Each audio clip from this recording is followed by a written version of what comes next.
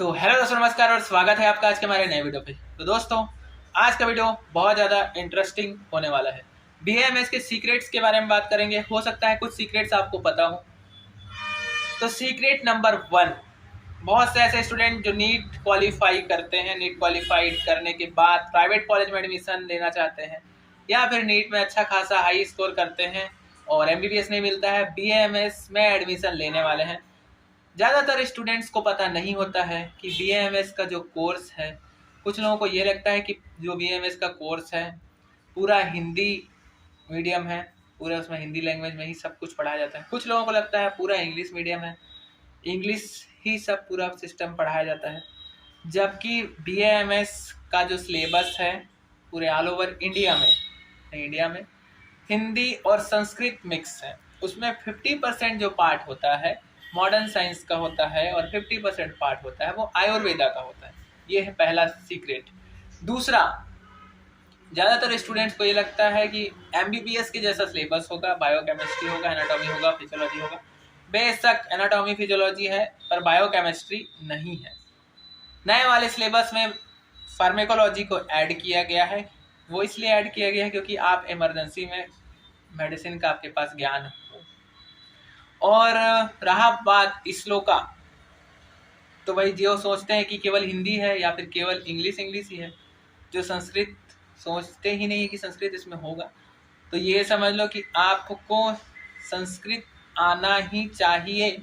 इतना तो आना चाहिए कि आप एग्जाम में लिख सको और पास कर सको कि हर एक क्वेश्चन में आपको एक श्लोका तो ऐड करना ही पड़ेगा, चाहे वो शरीर क्रिया हो, शरीर रचना हो, अष्टांग हृदय हो, पदार्थ विज्ञान हो।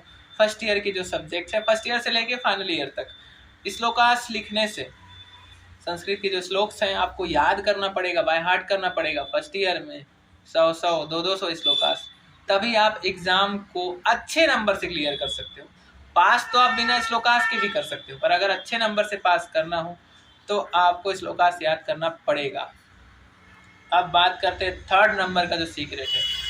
ज़्यादातर जो स्टूडेंट्स होते हैं जो नीट की तैयारी कर रहे हैं, उनके दिमाग में ये रहता है जैसे कि एमबीबीएस डॉक्टर्स एलोपैथी करते हैं वैसे ही बीएमएस डॉक्टर एलोपैथी कर सकते हैं, जबकि ये बिल्कुल भी गलत है। ऐसा नहीं है। एमबीबीएस के डॉक्टर्स पूरा एलोपैथी पढ़ते हैं, उनका पूरा बायोकेमिस्ट्री होता है, वो पूरा एलोपैथी पढ़ते हैं। जबकि बीएमएस के डॉक्टर्स आयुर्वेदा प्लस एलोपैथी दोनों पढ़ते हैं।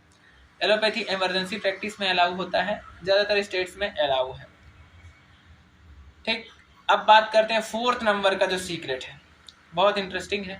बीएमएस की डिग्री किए नहीं, सैलरी तुरंत 40-50 हज़ार मिल जाए, ये सोच है जैसा कि एमबीबीएस करने के बाद डॉक्टर्स को मिलता है, जबकि ये बिल्कुल नहीं है। जब तक आपके पास बीएमएस के बाद एक्सपीरियंस नहीं होता है 5-6 साल का, तब तक आपको 40 से 45 हज़ार का सैलरी का उम्मीद करना ही बेकार है। क्योंकि अगर आप सोचोगे जस्ट बीएमएस के बाद मुझे 40-45 हज़ार मिल जाए, तो ऐसा नहीं है। एक्सपीरियंस होने के बाद ही आपको सैलरी मिलेगा। स्टार्टिंग सैलरी तो कभी कभी यूपी में कुछ ऐसे जगह जहाँ तो 1 रुपये भी नहीं मिलता है, 8-10 हज़ार मिल जाए बहुत बड़ा बात है 12 घंटे की ड्यूटी का या फिर 8 घंटे की ड्यूटी का। कुछ जगह ऐसे है जहाँ पे सैलरी बहुत कम मिलता है, क्योंकि डॉक्टर्स का जो वैल्यू है वो कम हो रहा है। X ray technician, OT technician, D pharmacy, B pharmacy, BSc, GNM जितने भी हैं सब डॉक्टर बनने का प्रयास कर रहे हैं आज की डेट में, और सबको ज़्यादा पैसा कमाना है, जबकि ये फील्ड सर्विस का है। हर फील्ड करप्ट होते जा रहा है और इसमें अपॉर्चुनिटी भी कम होते जा रहा है और लोगों के ऊपर भी डिपेंड करता है। अब बात करते हैं 5वें नंबर का जो सीक्रेट है। बीएमएस करने के बाद ज़्यादातर लोगों को पता नहीं होता है कि उन्हें क्या करना है। तो मैं एक बहुत बेस्ट ऑप्शन बताने वाला हूँ। अगर आप बीएमएस में एडमिशन ले रहे हैं तो फर्स्ट ईयर से ही आप आयुर्वेदा में फोकस करना स्टार्ट कर दो, क्योंकि अगर आप अपना फ्यूचर ब्राइट करना चाहते हो आयुर्वेदा फील्ड में, अगर आप पैसा भी कमाना चाहते हो, लोगों का इलाज करना चाहते हो विदाउट साइड इफेक्ट, तो आप बिल्कुल बीएमएस में एडमिशन लीजिए और फर्स्ट ईयर से ही आयुर्वेदा पे फोकस करना स्टार्ट कीजिए और फाइनल ईयर तक आप एक अच्छा आयुर्वेदिक डॉक्टर बन के निकलिए। रहा बात इमरजेंसी का, तो वो बाद में भी सीख सकते हो। पहले आप प्योर आयुर्वेदिक डॉक्टर बनिए और आयुर्वेदिक सेटअप डालिए, पंचकर्मा कीजिए, 4 सूत्र, अग्निकर्म, ये सब जो है प्रोसीजर सीखिए, करिए। तो इससे आपका जो वैल्यू रहेगा इस फील्ड में BAMS को लेके, और नजरिया जो रहेगा वो बदल जाएगा। तो ये सभी बातें सबको नहीं पता होता है। 6वें नंबर का जो सीक्रेट्स है, ज़्यादातर डॉक्टर्स BAMS करने के बाद या फिर BHMS करने के बाद एलोपैथी प्रैक्टिस करना चाहते हैं।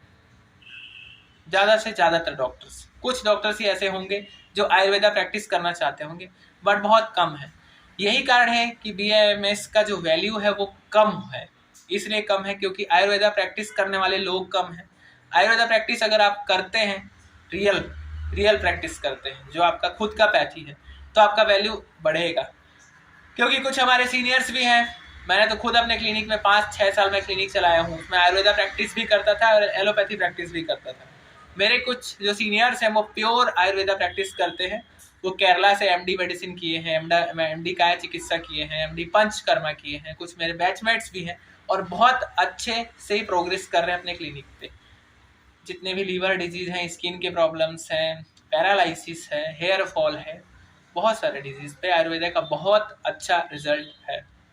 सीक्रेट्स की बात करें तो सीक्रेट्स तो बहुत है BAMS के, बट पहचान नहीं पाते हैं लोगों को लगता है बस ये एक कोर्स है, इस कोर्स को कर लेते हैं, डॉक्टर बन जाते हैं।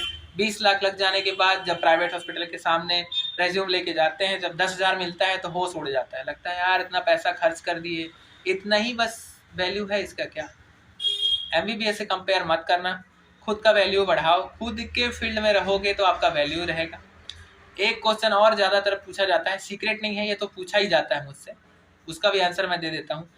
क्या MBBS MS और BAMS MS का सैलरी बराबर होता है? तो बिल्कुल ऐसा नहीं है। MBBS MS का वैल्यू अलग है, BAMS MS का वैल्यू अलग है।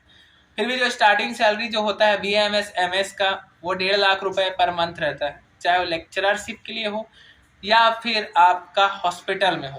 प्राइवेट हॉस्पिटल की बात नहीं कर रहा हूँ मैं, गवर्नमेंट हॉस्पिटल की बात कर रहा हूँ। अगर गवर्नमेंट हॉस्पिटल में वैकेंसी निकलता है तो, जो कि निकलता नहीं है, केवल BAMS का ही वैकेंसी निकलता है हर स्टेट में MBBS के बाद मोस्टली। तो बस आज का वीडियो आपको कैसा लगा कमेंट बॉक्स में कमेंट करके जरूर बताइएगा। आज की वीडियो को यहीं पे एंड करते हैं, मिलते हैं नेक्स्ट वीडियो पे। आज की वीडियो आपको कैसा लगा इसको आप जरूर बताइएगा, चाहे इंस्टाग्राम पे बताइए, चाहे कमेंट बॉक्स में बताइए। आप सभी को दिल से थैंक यू।